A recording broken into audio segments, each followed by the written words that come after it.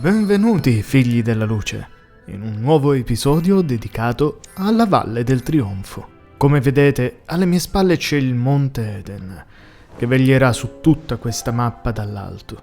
In generale abbiamo già detto che questa mappa è teoricamente positiva, perché le mappe cosiddette negative sono situate in basso. Se facciamo caso, Foresta Nascosta, che è la prima mappa che insidia la vita dei Children, è situata sotto le nuvole. Così, per arrivarci, dobbiamo fare un bel tuffo verso il basso. E così è anche la mappa di Wasteland, ovvero il deserto dorato. E sono, combinazione, le due mappe in cui non si vede il Monte Eden. Non so se questo può essere un indizio, ma in ogni caso sembra che questa mappa, ovvero la mappa della Valle del Trionfo, è assolutamente innocua per i Children. Qui non si può morire, così come non si può morire in prateria, così come all'interno della cupola della conoscenza. Non ci sono reali pericoli per i Children, mentre in Foresta Nascosta e nel deserto dorato ci sono.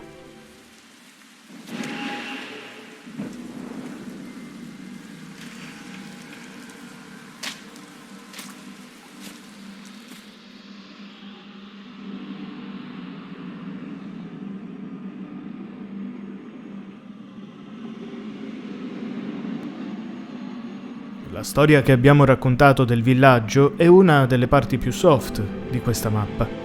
In questo momento il piccolo profeta si era fatto amico della comunità. Aveva interagito con loro, con le loro storie molto dolci e particolari, e instaurato un certo rapporto.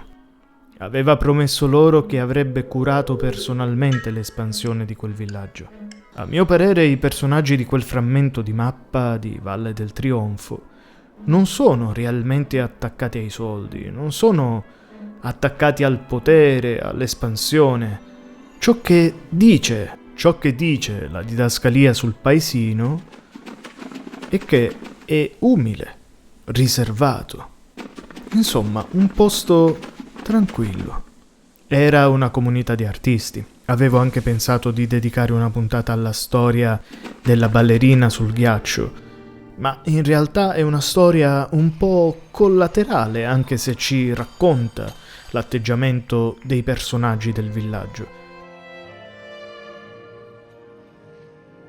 Ma ai nostri fini non è nella mainline.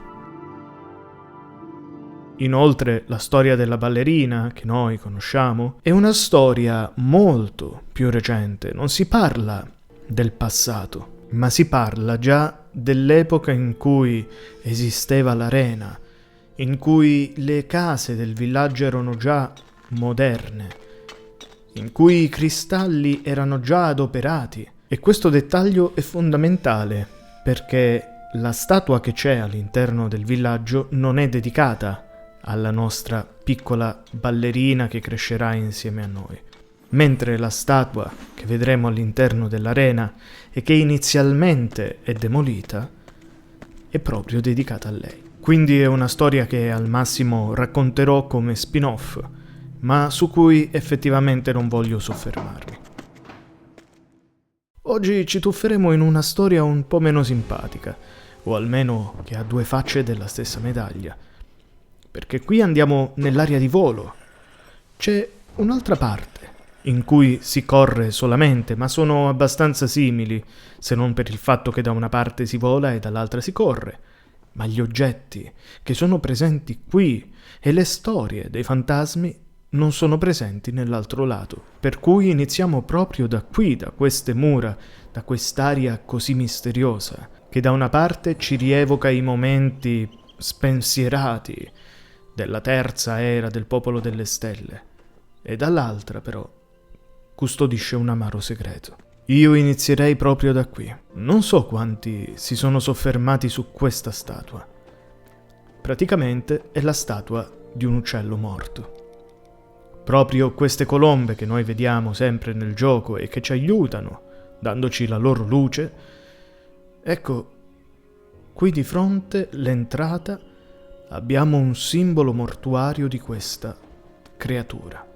Effettivamente è il primo e unico simbolo riferito alla natura che c'è all'interno di questa mappa. Ed è curioso. È curioso il fatto che di fronte a una maestosità simile che presto andremo a vedere c'è il simbolo della morte. Ciò che stiamo calpestando adesso, invece, è una delle pedane, che poi vedremo anche all'interno di questa porzione di mappa, che in teoria, sotto, dovrebbe avere uno dei vari cristalli. Come sempre emerge il simbolo ottagonale all'interno di un quadrato, all'interno di un cerchio. Come mai questa scelta? In parte ne abbiamo già parlato e abbiamo riflettuto sul simbolo dell'ottagono, ma mai sull'unione di questi simboli. Sono 3 figure archetipe fondamentali: il quadrato, l'ottagono, il cerchio. Molte tradizioni spirituali, architettoniche ed esoteriche usano questa combinazione come rappresentazione di un passaggio fra i mondi o gli stati dell'essere. E sappiamo che Sky parla esattamente di questo. Basta aver compiuto almeno una volta il ciclo del gioco per capirlo.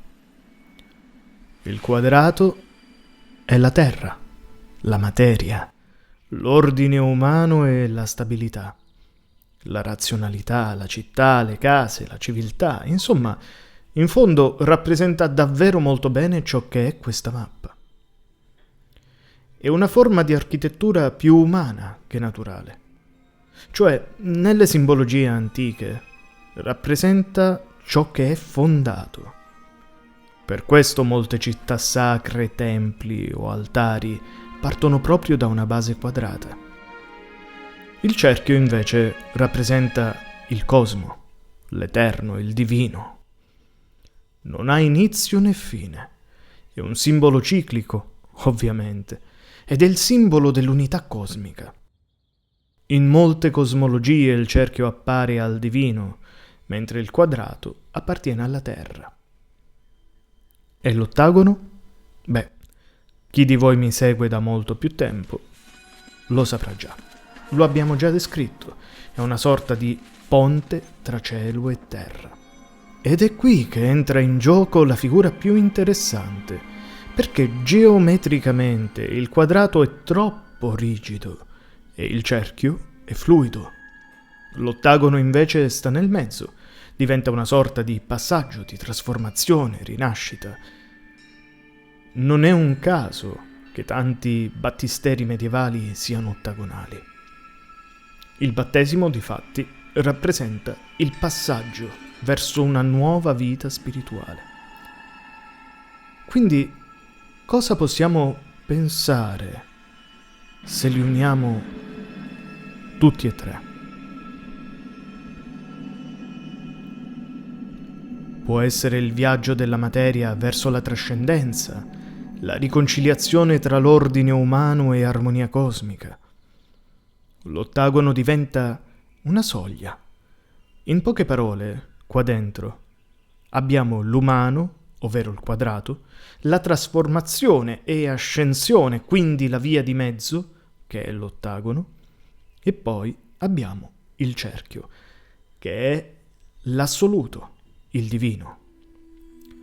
La storia di Sky è intricata perché non c'è semplicemente un prima e un dopo. Ormai in maniera palese abbiamo ben capito che esiste un prima, un durante, un postguerra e un dopo, che saremmo noi.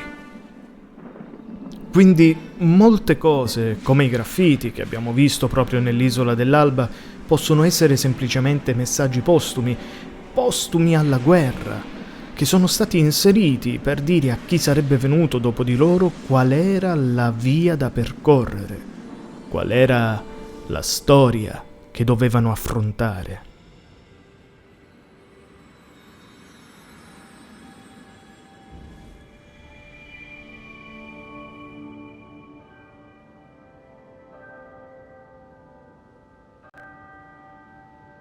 Mettere questo simbolo così forte, che non abbiamo mai visto in Sky, abbiamo solo visto uno scheletro fino ad ora, cioè una creatura morta, ma non abbiamo mai visto una statua dedicata a questo concetto, e metterla di fronte a un altare simile, dove sostanzialmente il progresso dell'uomo si trasforma per arrivare al celeste, può essere proprio un messaggio di misericordia verso quelle creature celesti che, nel corso del tempo, andremo a conoscere e a capire quale destino gli è stato scritto dal popolo delle stelle. E con quest'ultima nozione vi saluto, rimando alla playlist presente sul canale, vi invito a scrivervi, ma soprattutto il mio augurio di sempre: illuminate sempre il vostro cammino.